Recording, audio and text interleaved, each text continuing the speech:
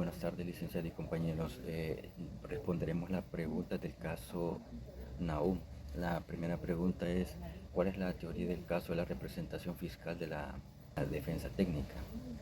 Responderemos la teoría del caso de la representación fiscal. Primeramente, la Fiscalía establece que los hechos ocurridos el 26 de julio, cuando Nahum Alejandro Fernández agredió violentamente a su esposa, la señora María Josefina Gómez de Fernández, con la intención de matarla. La Fiscalía describe como que se desencadenó la agresión, mencionando la violencia verbal física y el uso de un tipo de arma de fuego, que lo sustenta en el caso de la acusación de feminicidio imperfecto o tentado.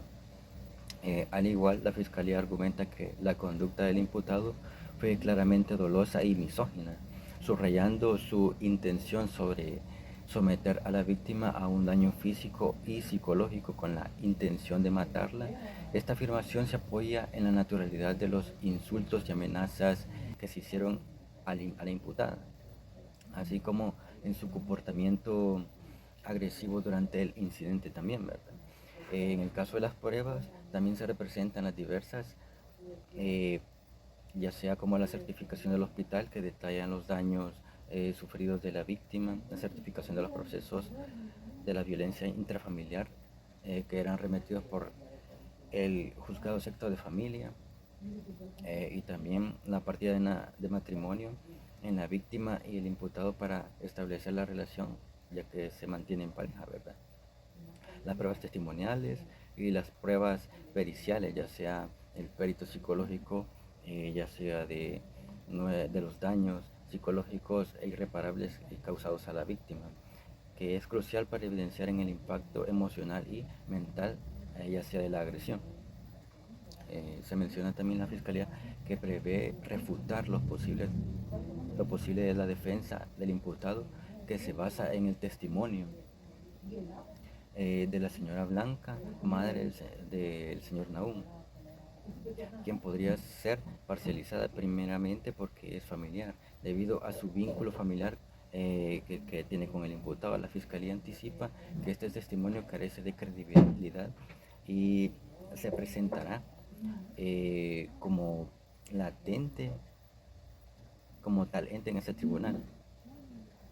En el caso de la solicitud, finalmente la Fiscalía solicita que se dé una sentencia condenatoria y fundamentada en el artículo 399 del Código Procesal Penal, considerando que la evidencia que se ha presentado es pertinente para formar una certeza positiva sobre la culpabilidad del imputado. En el caso de la teoría de la defensa del señor Nahum Fernández Alejandro, la teoría del caso de la defensa se centra en refutar la acusación del feminicidio imperfecto, eh, cuestionado en el caso de las pruebas de la Fiscalía presentando en una versión de los hechos eh, que no implica un intento de feminicidio, sino que un accidente provocado por el estado de ebriedad de la víctima, o sea, de la señora Marina. La defensa sostiene que no existe evidencia suficiente para probar que la culpabilidad del acusado se solicita y se va a solicitar una sentencia absolutoria. En el caso de los relatos, la defensa presenta una versión diferente de los hechos, ya sea del día 26 de julio. Se describe que el señor Nahum y su esposa María Josefina Gómez de Fernández estaba en su casa con sus hijos, la señora Blanca Fernández, la mamá del señor Nahum, disfrutando de un partido de fútbol mientras consumía bebidas alcohólicas. Y ya sea la defensa argumentaba que cuando la víctima se retira a contestar llamada telefónica, ella regresa, pero debido al estado de ebriedad pierde el equilibrio y ella tiende a caerse. Ahí es donde sufre los daños que mencioné anteriormente. El acusado, lejos de intentar matarla, le ayuda a la cama y antes de salir de la casa, en el caso según de la defensa, no se trata de una agresión deliberadamente, sino que de un intento de feminicidio. Vamos a iniciar con la pregunta número 2, ¿qué se logró con los contrainterrogatorios de ambas partes en el lugar? En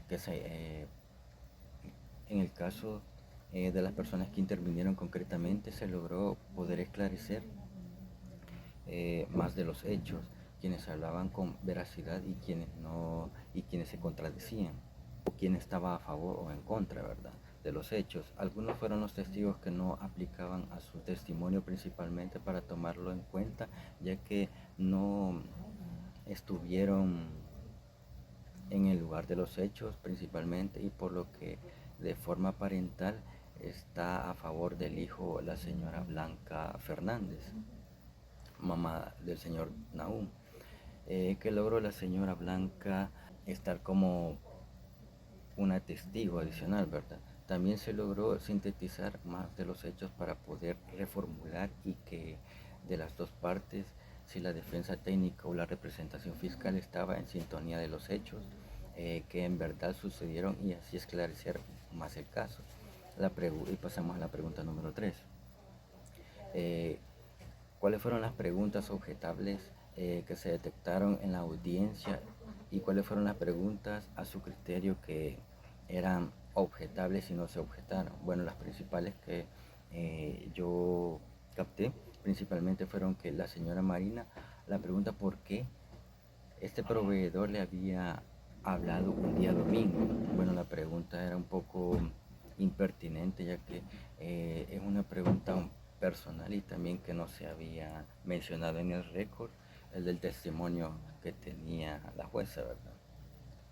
Otra pregunta sería, ¿cuáles eran las lesiones que sangraban de la señora María? Principalmente estaba poniendo palabras que la señora Marina nunca había mencionado, ese tipo de palabra de sangrar, ¿verdad? Había otra pregunta que era,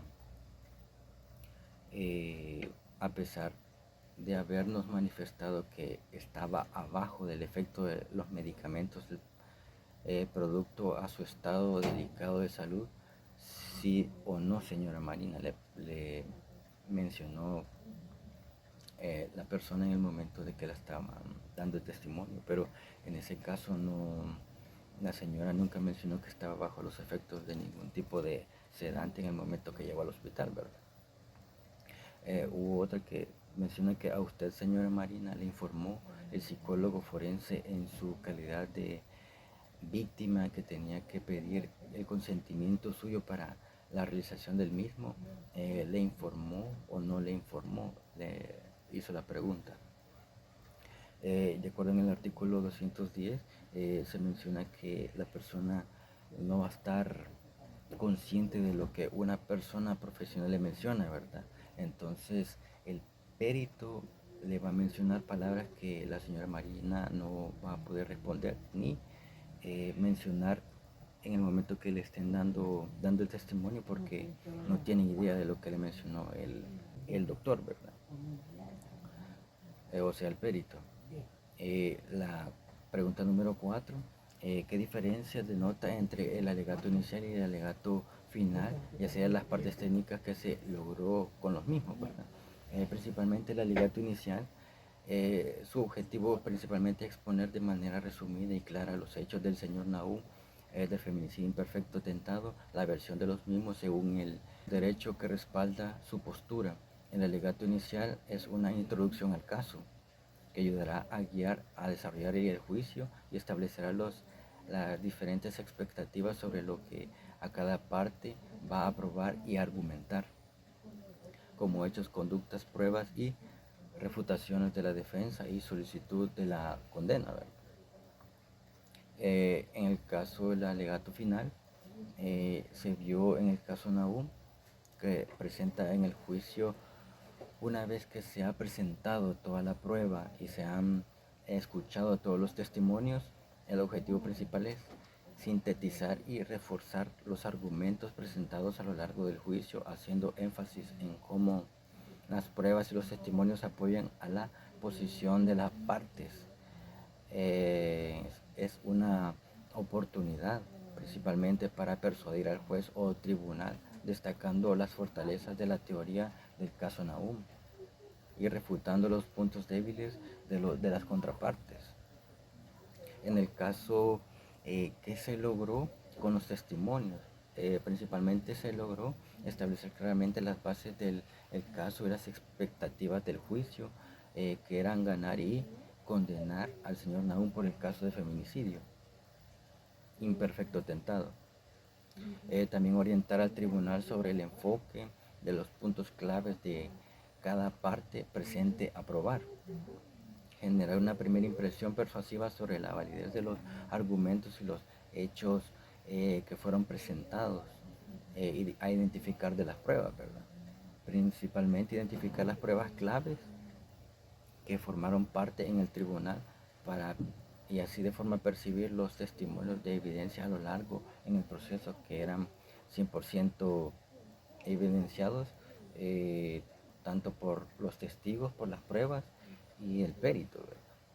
En el caso del alegato final, se logró sintetizar y reafirmar los puntos fuertes de los casos destacados como las pruebas presentadas durante el juicio, apoyando la versión de los hechos que se sostienen, ¿verdad?